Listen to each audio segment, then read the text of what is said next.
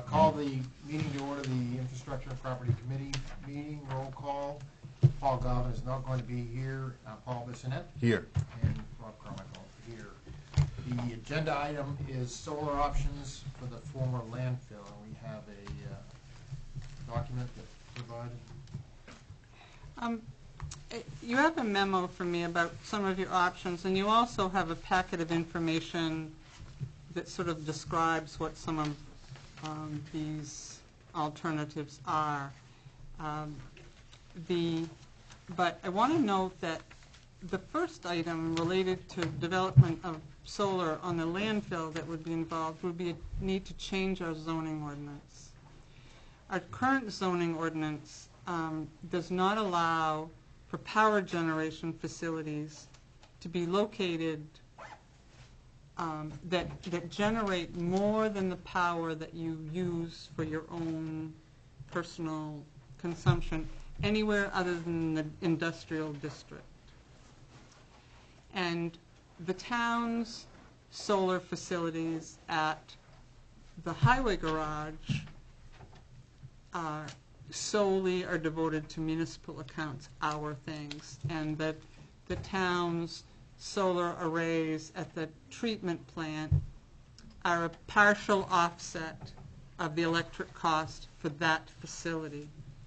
But the old landfill is way bigger than the needs of the town for its specific buildings and properties, and so it would require an amendment to the zoning ordinance to allow that to occur. But saying that, our code officer has also had inquiries from people who have been approached by solar companies for locating solar arrays significant size on private property, not public property. So the council and the planning board will have to decide to what level or what that, you know, there's a good deal of vacant land in Bucksport, and what percentage of it or what areas do you want to identify that could be utilized for these solar arrays, because just a blanket one could overrun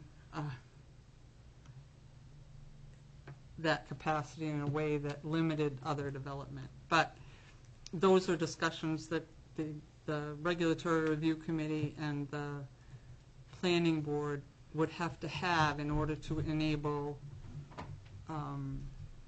the town to utilize that. And our code officer, in reading the regulation, had brought this to my attention when we were talking about this project. So I bring it to yours now, that if we're thinking about utilizing the landfill, that we'll need to look at the ordinance in order to be able to do that appropriately without just exempting ourselves from our own rules, which is not what we choose to do.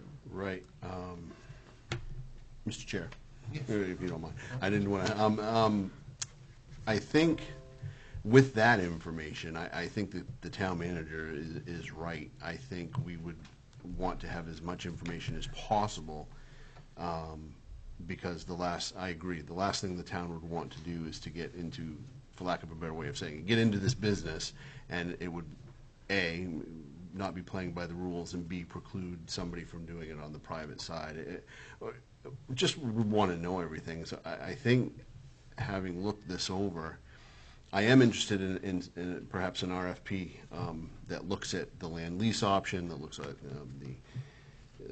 if it's something that's done that goes back to the community, whatever. But then that provides us the information along with what the code enforcement officer will likely collect in terms of people that are interested in doing this. Before we go down the road of changing ordinances or even consider changing ordinances for that effect.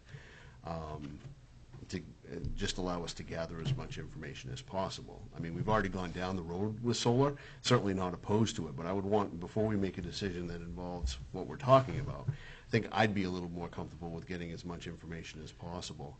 And then also considering some things for the future, quite frankly. I'd like some sort of discussion about, in 30 years, when this material outlives its usefulness,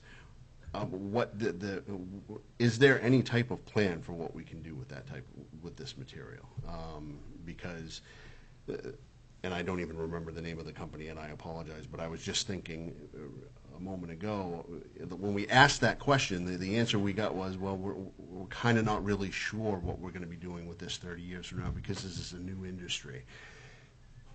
Okay, and I'm not saying that that answer would preclude me from being in support of something like this, but if this change is going to generate this type of level of business to the point where Bucksport, Maine, and communities around it are not only being asked on the public side but on the private side to consider solar arrays, at some point somebody ought to be able to say, and in 30 years when this material isn't useful anymore, here's our plan for what we're going to do with it. Anyway, I feel like I've talked a lot, but that's where I stand on this issue right now, is I would like to gather as much information as possible, see what options are available to the town, available to private landowners, before we go down the road of considering changing ordinances or anything like that. Thanks. Other council comments? I agree, Paul. Public?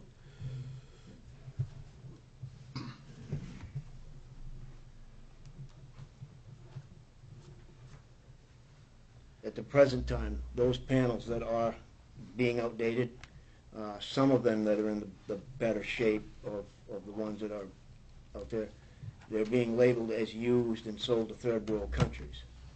What third world countries? I don't know. All it said in the article I read was third world countries. The remaining ones that are no longer of any use at all are being shipped over to countries overseas, and some of them are being hammered and smashed up by kids with hammers, you know. And they really don't have any real possible way of recycling them right now. They have to be brought to a temperature of 500 degrees centigrade to be able to break them down, get the chemicals out of them, the chemicals that, when they're broken, start leaching out. Hmm. Any other, yes?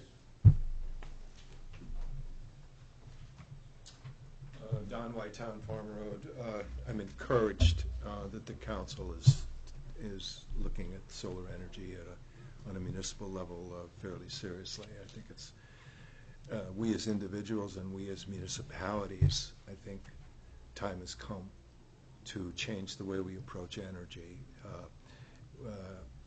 that kind of situation. My information relative to solar panels is that there's many that were installed in the 70s that have, while they've reduced their capacity, they're still operating. It's also my understanding that solar panels, copper, I mean, we've got copper everywhere, so there is an issue there. But they're silicone basically, and I think silicone can be dealt with if they ever break down. But they usually don't break down. The technology, in my information, which comes from the Natural Resources Council, Dylan Voorhees at the Natural Resources Council, these things last. They last. And I think that any kind of discussion relative to energy these days has got to include the alternative energies of solar and wind, to be responsible citizens to ourselves, and responsible citizens to our town, and responsible citizens to our planet. I think those of us that have been watching things should be aware of what we've done to ourselves through the high use of fossil fuels. And this is one of the windows that gives Bucksport the opportunity to make a statement. Other towns are doing it. I've talked to 4 myself. They're all pleased with what's going on. Bar Harbor, Bangor, Belfast, and where else? Some other place. And they're all pleased with their approaches, and some have already taken in and worked on their landfills with solar arrays. whether we move into private and municipal arrangements. I mean, that's another exciting opportunity that is there, and people are doing it. But I certainly appreciate and would support the council going hard at this. Thank you.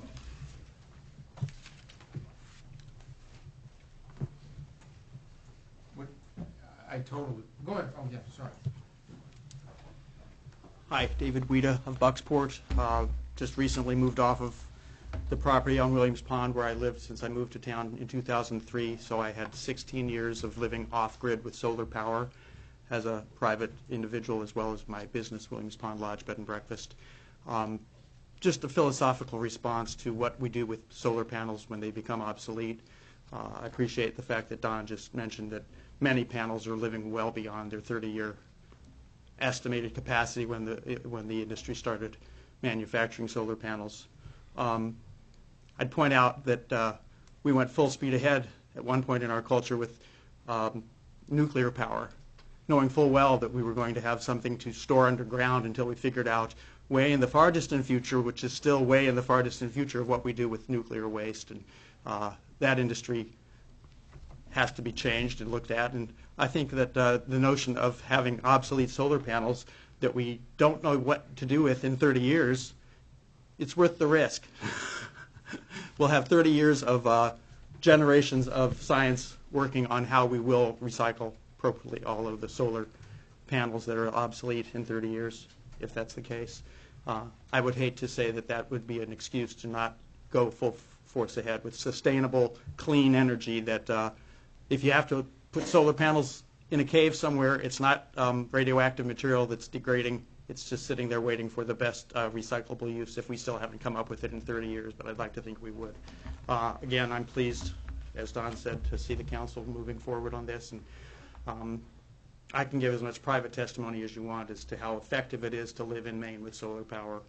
It's amazing. On the coldest winter days in Maine, if it's a clear sky, my panels were charged full capacity before noon because the purity of our air in the cold winter is such that solar panels love it. A cold winter day that's clear is faster solar charging than the warmest summer day you're ever going to see in Maine. But really appreciate the fact that you're looking at the issue and support it very much. Thank you. Anybody else from the community? All right. My thoughts are, and the points are all well taken. Paul said certainly there's a lot of work to do and a lot of analysis and due diligence on a number of areas, from the code piece of this to just how, what is the right thing for us to do in terms of land lease and those other options. I think we need to learn more about those, and I'm not sure what the time to do that is. Maybe we spend a little bit of time today talking about what those three options are for the public's benefit as well as ours. And but I think I agree with both gentlemen that came up to talk about. To me, it's our duty to look at what we can do, where it fits to help our environment, to help us as taxpayers save money, and certainly do our part as a community to lead the way. So if the option's there, then I'm all for looking at all the opportunities to use it. So maybe we could just, we've got plenty of time with this. This is the only thing on the agenda. Maybe you could go through those different options that are available. The change to legislation in 2019 opened the door for significantly more solar power applications in Maine than were available prior. And we really kind of have three options here at this point. We could partner with a solar company for the development of what's called a community-based solar farm that allows for the sale of power locally. And this is a new thing in Maine. I don't think that any of these have yet been, because the legislation was just adopted, these have not been a Maine item. They weren't allowed before.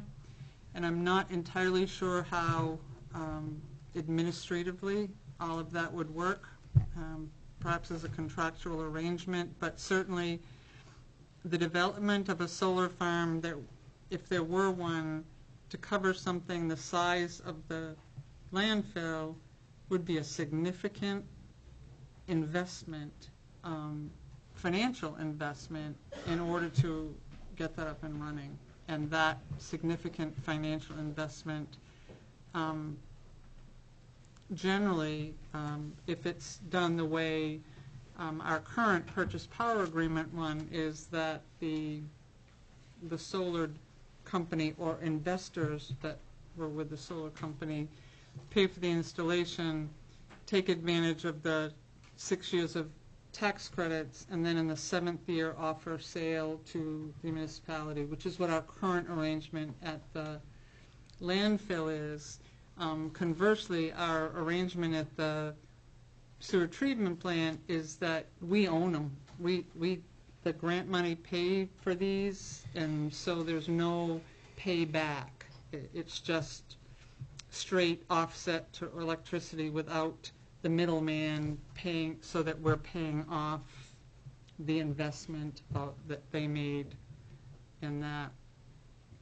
A second option is that if the town wished to be a location for solar, but didn't wish to be in the business of solar in terms of a community system and local purchasing and all that with the town could lease the property to a company for the development of a solar farm, with the town's role being that of a leaseholder receiving lease payments on that property.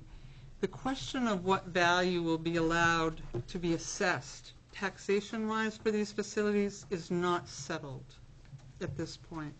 So the minimum that the town would receive in that kind of an arrangement would be, as the owner of the land with a long-term lease to a solar company, and we'd get annual lease payments likely on a per acre basis, and that would be... We could purchase power from them if But desired, that's a depending on how they structured what they were going to do with it, whether it was local or just into the grid, would allow that. But the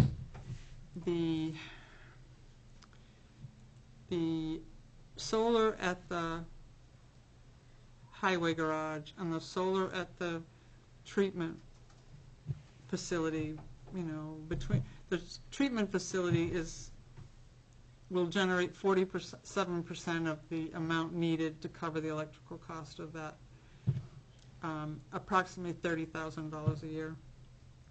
And so that the amount of electricity would have to buy from one of these is, compared to the size of what the array would be there, a small percentage of that, but doesn't mean we couldn't do it. And then the third one is that the town can pursue an arrangement similar to what it's done now. That said, we don't have power needs that are sufficient to meet the type of energy that would be created through that system. So really the first two, either a community solar or a lease to a solar company, that are the two options that would fit better with what our current needs are. Either one is a step towards certainly the alternative energy locally, or the use of that landfill can't be used for anything else. We can never build on it. We can never. It's a never in terms of the landfill. So that if as a site it was used as an alternative energy, that makes sense. That's not replacing land that somebody was going to build a house on or put a business on or do any of those other things. It's utilizing a site that has no other future than for a purpose that could help locally, depending on how this is structured. As I said, these community solar systems that are new, we would need, if you remember when Sundog was here and talked about that as he indicated that's a new one, that isn't something that's been developed in Maine, because it wasn't allowed prior to the development of this most recent legislation. So, Yeah, I'm thinking of our large users in town, the schools, as we look at this, there are options to create incredible efficiencies there. and I won't say it's a downside, but it's something we need to keep in mind, is that unless it happened with the treatment facility, money is, I don't want to say falls out of the sky, but grant money is received that pays for the infrastructure.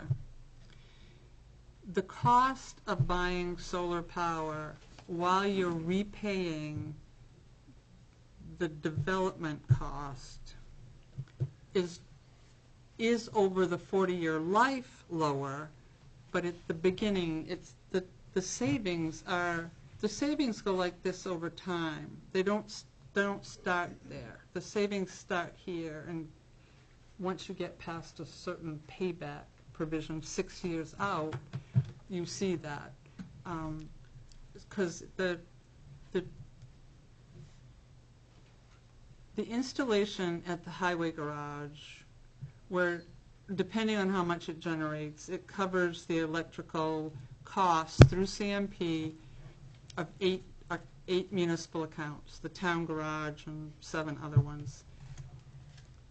But quarterly, we receive a bill from Revision Energy for the cost of those kilowatt hours that offset the investment cost. And it's not as high as the rate per kilowatt hour or from Central Maine, but it's not 20, it's not 30% difference, and until we get out to that 6th year, they explained this when they were here, until we get out to that 6th year where their credits are pretty much expired and their investment is recouped, we're close to what we would have paid through Central Maine.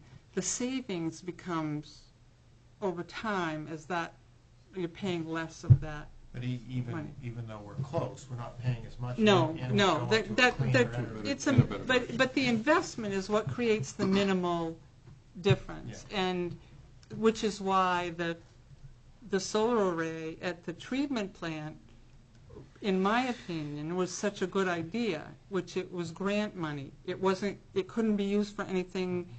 It couldn't pay down our debt. It couldn't be used, and if we didn't use it, there's no credit for it. Somebody else just gets it. And not spending it on a truck that's got a 3-year life or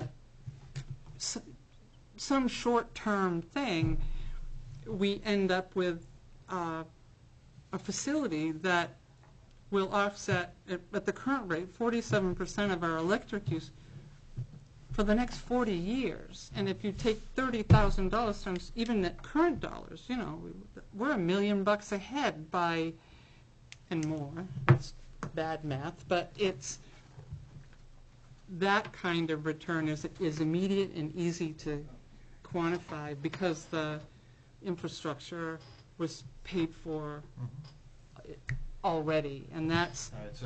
In a perfect world, if we could just pay for it all, and but the payback on that investment is. Are there any grant opportunities for situations like this? I'm not sure. There's been this floodgate of solar entities coming into Maine. There's really 2 in Maine, Revision and Sundog, and all of a sudden, we're getting calls from Ohio and wherever, that entities that are interested in Maine. Well, they're interested in Maine because there's more opportunity here now under this new, and that creates a whole other question is, what, do you stay with Maine-based companies? Do you, what is the track record of this floodgates that are being opened into the state in terms of this development? But if the council is interested in figuring out what an option looks like, I think an RFP that asks, seeks interest in a site that's X acres and Y location, in terms of looking at those options. And at the same time, I really would start the discussion on the zoning issue, because I think that we shouldn't, respectfully, there's two things, but I don't think we should wait until we've gone through a process and then decided we want to do something, because I don't think we're going to get to the other end of this and not do anything. I think that's unlikely. I think that the landfill will have some application on it. And I think the community in general should have a thoughtful discussion about how much of this in the private area and in different zones that the community is going to encourage or allow. And because well, everyone says nobody wants a windmill and that nobody cares about solar, I can tell you that if every field in Bucksport became covered with solar panels, people would care. There would be, we've gone in this direction from this direction, and somewhere in the middle is generally a better.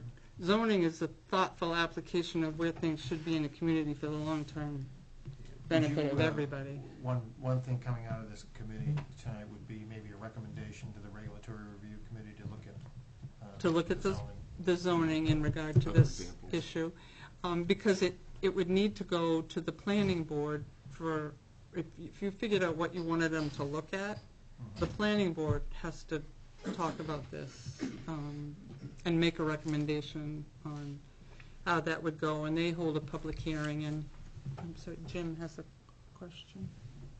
Yeah, Mark? Back in the 90s, back in the last century, I looked into windmills because I live on top of a mountain out here in East Bucksport, and I thought, maybe I could put a windmill up and maybe generate some electricity to put onto the grid. One of the things I learned in research was that there's only so much room on the grid for power. They have to need that power before it can be put out onto the grid. Has anyone looked at what the level of, because there's a lot of solar energy being brought into the state now, and I just was wondering how much more can the grid stand of these type arrays? Are we far enough into the front of things so that it's worth our while to put them up, or are we going to end up with a bunch of power being produced that is there's no place for it? I mean, the industry in the state is getting less and less. The big mills are all closing down. There's no need for big, large amounts of power, and most of the ones that remain have their generating systems with them. So I'm wondering if are we looking at it down the road? Is there going to be enough need for this power for us to be putting up systems like this? I thought you had your hand up. I'm sorry. Rich. Rich. Yeah, just to piggyback on what everyone's saying, because the landfill, that'd be a great use for that since you can't do anything else with it. But the town of Camden's recently gone through an issue, and I think we should take some of the steps that they did and have a solar feasibility study. Basically what it tells you is how much municipal electricity there is. And this is to choose between the two options. Either do like we're doing currently up at the transfer station, or the land lease and allow them to do it that way. Because Camden ran into the issue where they've gone the same way we have, and in the last 12 months through their audits, they were unable to obtain credits for 60,000 kilowatts of electricity generation due to too much, and there's not enough electricity being You lose it generated. after a while. They're losing that much money, so, because you pay per upfront. So I don't disagree that we should look into it, but I think we should, and I have the name of this company that we can look into that Camden used. It's Maine Solar Engineering. The study was done by Rich Roughgarden, who's an electrical engineer who consults with towns seeking to use solar power for municipal and other use. But, yeah, and I think anything we do, and I'm wondering whether or not we, prior to an RFP, whether it's this committee or we do a separate committee like we're doing with the pool, we're doing the pool committee with a couple citizens and put our heads together and do the research and come up with some recommendations back to this committee for, answer some of those questions that are out there. Does it go to the grid? Do you lose it? Or is it, it seems weird to me that they want to build a huge hydroelectric line from Canada to, through Maine to the New England grid if they were short. But like Rick said and Jim pointed out, maybe there's something in this whole thing that The loss that what happened in Camden is that they don't have sufficient municipal facilities to utilize the amount of power that they okay, so that was just being focused on powering their because own. that's what these purchase power agreements are on the municipal side. They can be used to power municipal accounts, and if you generate, we're in a pretty good position. Our highway solar array, we end up with about, by the end of summer, we end up with about 12,000 kilowatt hours. And by the next spring, we've eaten up the credit because of the reduced amount of solar in the winter. So ours is sized appropriately for the accounts that we were using. If you've got 60,000 left, then your solar was not sized properly for the accounts that you could, because at the time we did this, and I'm sure the time Camden did, you were only allowed to spread that across 8 accounts. It wasn't as many as you had. I think that's changed now, but at the time these PPA, purchase power arrangements, that was one of the big concerns, if you want to, is that you don't make it bigger than what you're looking to cover for accounts, because you're not selling it back to the grid. You're only allowed to utilize it on your own. So maybe, or don't want to get way ahead of what this committee would do and learn, but maybe the end result is that we just lease the land and we get the lease payments. So would the gentleman he's bringing up be able to show us? Yeah, What we need. There's a lot of different things we don't know right now. John, do you want? I just think the industry in Maine is so fluid right now, and this opportunity is so fluid that opportunities are going to increase. I think there can be the possibility of municipal and private relationships. Let's don't just think it has to be as it is now. I think Bar Harbor has explored that, and that kind of stuff, because there are private people who would buy in. There are people who buy into these places, and if that kind of an arrangement, and it's being done, it's being explored, I think. So I don't want to cut ourselves short with to say the opportunities are growing, because this is a field that some people think is necessary and vital, and we're just speculating. Yeah, that's we're just kind of brainstorming some things, and I think that's why I think our next step is Yeah, to put yes. something together, whether it's a committee from this committee or thank you, Don, or a separate committee. I don't know what do you Subcommittee or a know, committee of a subcommittee? couple counselors and people from the community that might be interested in looking at this. in a similar way that the pool Right. was looked at, which was a couple counselors and interested persons. We could advertise in the enterprise for people who are interested in looking at solar. And on one side, and the other thing that we could move forward with if you want to through regulatory review is looking at our regulations in regard to solar beyond. Right now, it's power generation, because at the time the zoning ordinance was written, solar was a minor player because the laws didn't allow for what we're now seeing them allowed for. And so the only power generation allowed is in the industrial zone beyond your own use. Okay. So, what I'm taking away is one is send to the regulatory review the request to look at the zoning around solar arrays or potential solar arrays, and then second, create a subcommittee made up of a couple counselors and some interested community people to start doing some due diligence around what this whole thing might look like. What are the options? What are the answers to the questions? There are a lot of questions generated tonight.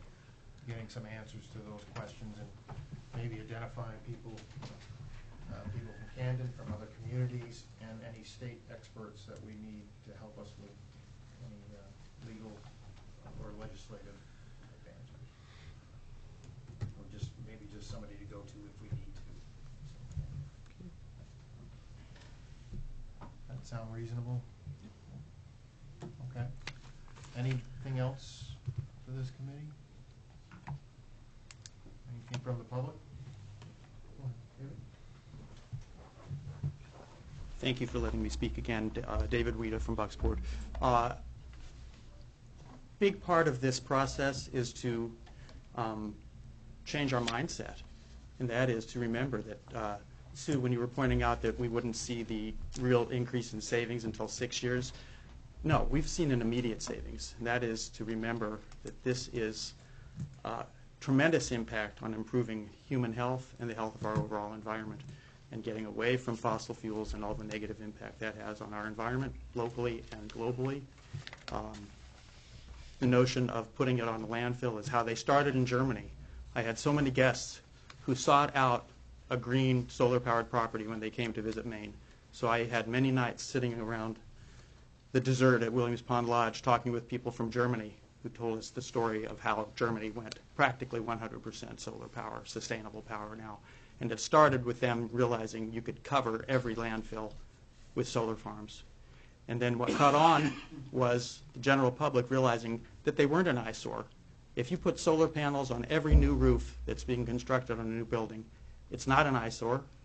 It becomes part of the sustainable environment of the future that is saving lives and saving our planet in the long run. So I'd encourage all of us to think about the positive impacts of immediately putting solar panels on any place we can put them. The concern that it will be an eyesore to a few people in town, take that into consideration, but that's how we change hearts and minds, is when you can convince those few people that there's nothing ugly about a roof that's getting sustainable energy from the sun and putting zero negative emissions into the environment. So thanks again for taking this on and letting me throw a little philosophical thought into it. Thanks. Thank you. All right, unless we have anything else, take a motion. You want a motion to move this forward? To adjourn? Oh, you Well, I got it. think we agreed, or do we need a motion? I don't- Do what I said, or, okay. Take a motion. I didn't want to jump the gun on adjournment. I'll move to adjourn. Second, we are adjourned.